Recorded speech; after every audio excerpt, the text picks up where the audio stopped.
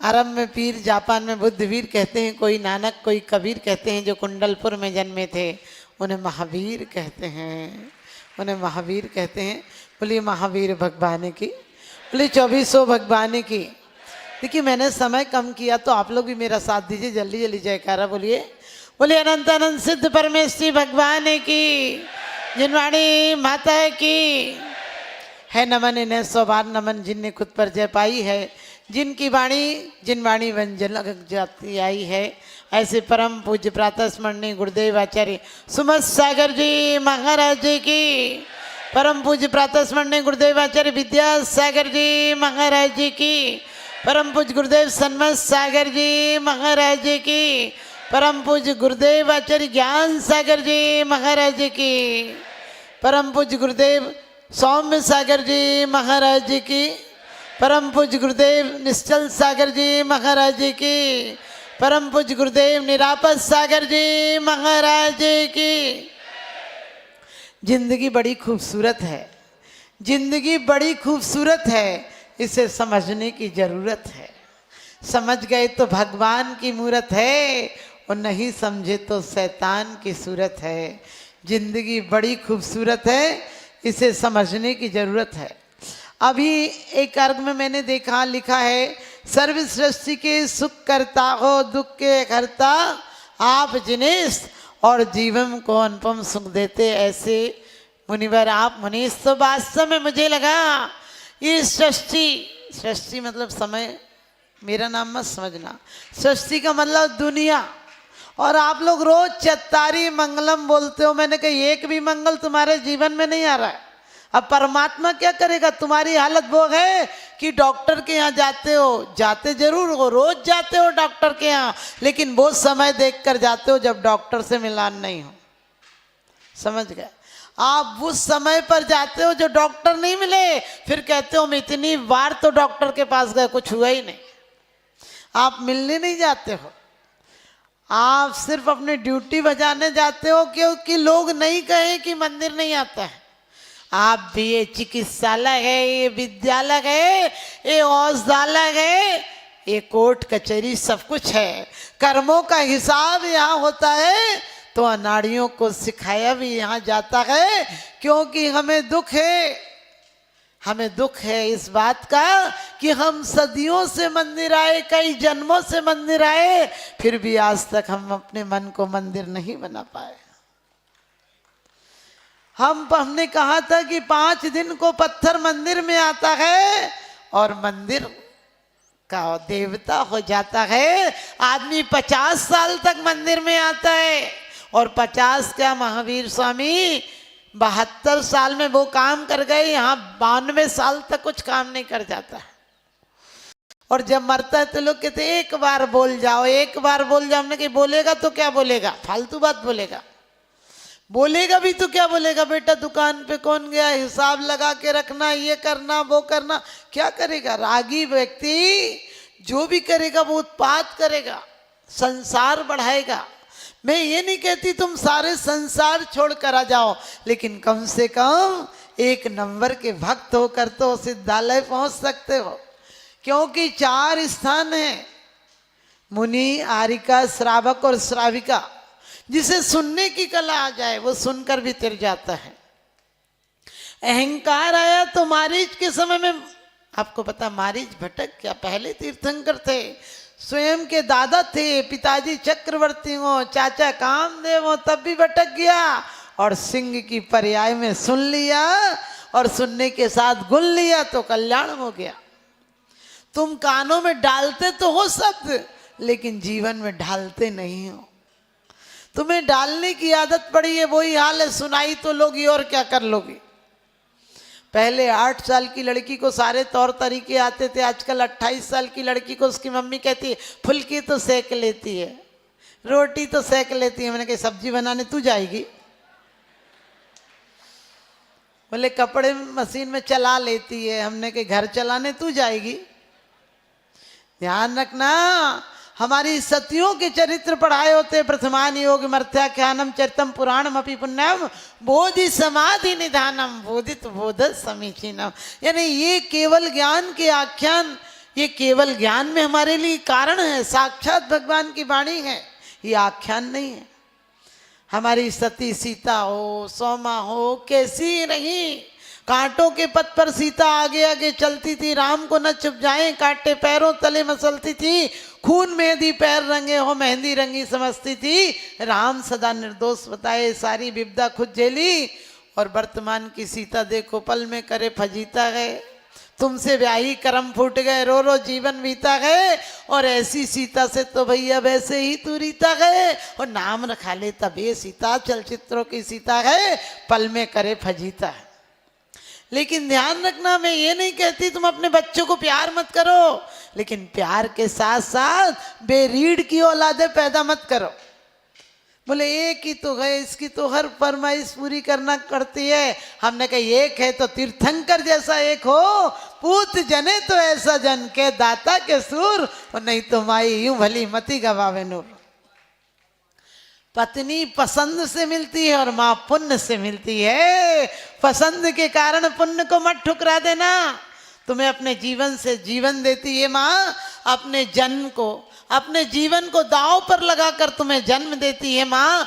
भगवान के साथ माँ की भी पूजा किया करो, क्योंकि भगवान को भी जन्म देती है माँ, भगवान को भी जन्म देती है माँ। मैं हमेशा सोचती हूँ, यदि लोग कहते हैं हमारे भगवान ऐसे थे, हमारे भगवान ऐसे थे, हमारे, क्योंकि आज वर्तमान में मुनियों को देखकर मुझे लगता है कि वास्तव में तुम्हारी हालत चेलना की तरह होना चाहिए। ऐसे ही सर्दी के दिन थे और हाथ रजाई से बाहर निकला, उसने कहा, सपने में भी ख्याल आया उनका क्या होता होगा। श्रेणिक कहने लगा मैं बगल में हूँ, ये किसके लिए कह रही है कि उनका क्या होता होगा। सच बताना, तुम्हारा प्यार कागजी फूल है, मत फिसलो ऊपर की सफाई पर, वर्क चांदी का चढ़ाए गोबर की मिठाई पर। क्योंकि आपको पता है कितना भी प्यार हो पत्नी से, और आप एक पुराना पत्र भी देख लो, सच बताना फिर बर्दाश्त कर सकोगे क्या? कैसा प्रेम है। अब घर में रह रही है, ठीक ठाक रह रही, लेकिन नहीं, पुराना भी नहीं मिलना चाहिए। इतना भी पुलिस वाले क्यों इतने हवलदार बनकर बंदूक लिए बैठे रहते हो कि बिल्कुल मेरी तरफ। ऐसी पत्नी भी पति पर, यदि उसने किसी से कह दिया ये बहुत अच्छी लग रही ना, बस समझो ज्वालामुखी फट जाएगा, तुम्हें वही दिखती।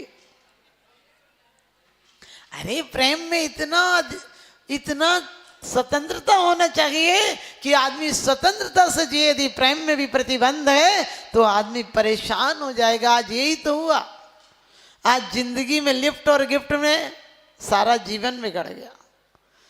पहले लिफ्ट देते हो, बाद में गिफ्ट देते हो, फिर शिफ्ट हो जाते हो। तो चेलना ने जैसे ही कहा कि उनका क्या होता होगा, तो राजा श्रेणिक तो आग बबूला हो गया। उसने मंत्रियों को आदेश दिया चेलना के महल में आग लगा दो। सुबह सुबह उनने कहा ठीक है। बोले आग लगा दी कि नहीं? राजा श्रेणिक समूह शरण में गए और वहाँ पर संकट तो अपने आप समाधान हो जाती है। वहाँ पर आया, उनके मन में आया, वहाँ समाधान हो गया कि चेलना जैसी सती तो दूसरी नहीं है, लौट कर आए। बोले आग लगा दी कि नहीं? अभय कुमार ने कहा लगा दी। उन्हें कहा चेलना जल तो नहीं गई? उन्होंने कहा आपकी राजाओं की बात पर उतना ही यकीन किया जाता है। आपने कहा आग लगा दी, मैंने आग लगा दी, क्योंकि महल के कटघरे में आग लगा दी, कोर्ट में आग लगा दी, महल में आग नहीं लगाई, क्योंकि मुझे पता था आप आक्रोश में हैं। आपका भी हाल वही है। बच्चों को, पत्नी को जरा सा आपको धक्का लगे अहंकार में, लोभ के कारण क्रोध आता है, लोभ के कारण मायाचारी होती है, लोभ के कारण ही सारे पाप होते हैं। अहंकार आता है, लोभ को समर्थन मिले तो अहंकार आता है, लोभ को धक्का लगे तो क्रोध आता है, लोभ के कारण मायाचारी करते हो, और लोभ तो पूछो ही मत। तुम्हारा लोभ तुम्हें इंसान से जानवर बना देता है, मनुष्य से पशु बना देता है। क्योंकि पशु किसे कहते हैं? जो पार्स से बंधा रहे उसे पशु कहते हैं। आप लोग वास्तव में, मैं सोचती हूँ, अभी पूजा कर रहे थे आप लोग, कि ये ऐसी आराधना से तो तुम्हें परमात्मा बन जाना चाहिए। क्योंकि श्रावक की एक सीढ़ी है। कई बार लोग कहते माता जी हम कहाँ स्वर्ग जाएंगे? हमने कहा हम स्वर्ग नहीं जाएंगे, हम जमीन पर स्वर्ग बनाएंगे। मरकर स्वर्ग जाकर क्या करोगे? आप लोग सोचते स्वर्ग, जब भी कोई मरता है तो कार्ड पर लिखते हो स्वर्गवासी हो गए।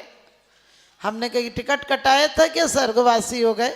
सफ़र में शिकायत मुसाफिर को इसलिए ट्रेनों में रिजर्वेशन होता है, सफ़र में शिकायत मुसाफिर को इसलिए ट्रेनों में रिजर्वेशन होता है। उस सफ़र के लिए भी कुछ कर लो जहाँ न टिकट न रिजर्वेशन होता है। जब भी कोई मर जाता है बोले आज वो शांत हो गए। हमने कि पहले जीवन में शांत हुए होते तो सिद्ध हो जाते। बोले उनका देवलोक हो गया, आज उनके फूल चुनने जा रहे हैं। हमने कि राख में से कहीं फूल मिलते हैं? आग में कहीं फूल खिलते हैं क्या जो तुम फूल चुनने जा रहे हैं? जीवन में वो कांटे की तरह जिया, फूल निकालने जा रहे हैं। अरे फूल की तरह जिया होता, लाख कांटे हो फूल को फर्क नहीं पड़ता है। तुम भी जिंदगी में अपने तराजू लेकर हाथ में रखना। यदि तुम किसी के घर जाते हो बोले का पतली सी चाय पिलाई, समझ लेना तुम मिथ्या दृष्टि हो। तुम ये भी सोच सकते हो कि उसने कुछ दूध तो डाला था, कम से कम इतनी कृपा तो की। तुम कोई लिफाफा दे बोले आप कोई जमाना रह गया 100 रुपये का लिफाफे का। तुम लोग रोज मारदव धर्म की माला फेर लेते हो 10 लक्षण में। सच बताना, तुम किसी पार्टी में गए हो, किसी फंक्शन में गए हो, तुम्हें पता हो पहली मिलनी तुम्हारी और उस दिन हो ही नहीं, तो सच बताना तुम्हें कैसा लगेगा? कितनी आग लग जाएगी। अब आप लोगों के यहाँ भी कोई यदि 100 रुपये से मिलनी करे बोले 100 रुपये में क्या होता है, आजकल जमाना रहेगा, इससे अच्छा तो करते ही नहीं। अरे तुम कैसे व्यक्ति हो? रोज पढ़ लेते हो गुण ग्रहण का भावी रहे नीति, दृष्टि न दोषों पर जावे। मैंने कहा दिमाग को ध्यान रखना, दोषों के अलावा कुछ बचता ही नहीं तुम्हारे पास, वरना घरों में कलेश किस बात का है। यदि आप लोगों ने ये पढ़ा गए तो क्या जरूरत है कि घर में हर महिला को 25 तोला 10 तोला सोना बने। अरे 1 तोला सोना 2 तोला सोना भी हो, 5 तोला भी हो, क्या होता है? ये सोना सोना हराम कर देता है, ये चैन बेचैन कर देती है। यदि जितना भी है लोग कहें घर का ही तो है, यहीं का तो है, यहीं रह जाएगा, जो जाए वो पहन जाए, क्या फर्क पड़ता है? फिर पति को बेईमानी से कमाने की जरूरत पड़ेगी क्या?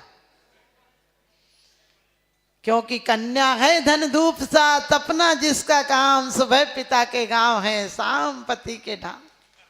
बेटा से बेटी भली जो कुलवंती होए, नाम कमावे माई बाप को देश बड़ाई होए। कभी महिलाएं मत सोचना कि माता जी हमारे तो भाग्य में क्या बताएं रोटी बनाना लिखा है। कि कौन कहता है रोटी बनाना लिखा है? अरे आप पुत्र को परमात्मा बना देती हो, कुंद कुंद की माँ बनकर, शुद्धोसी बुद्धोसी निरंजनोसी संसार माया परिवर्जितोसी। तुम श्रेणिक को तीर्थंकर बना देती हो।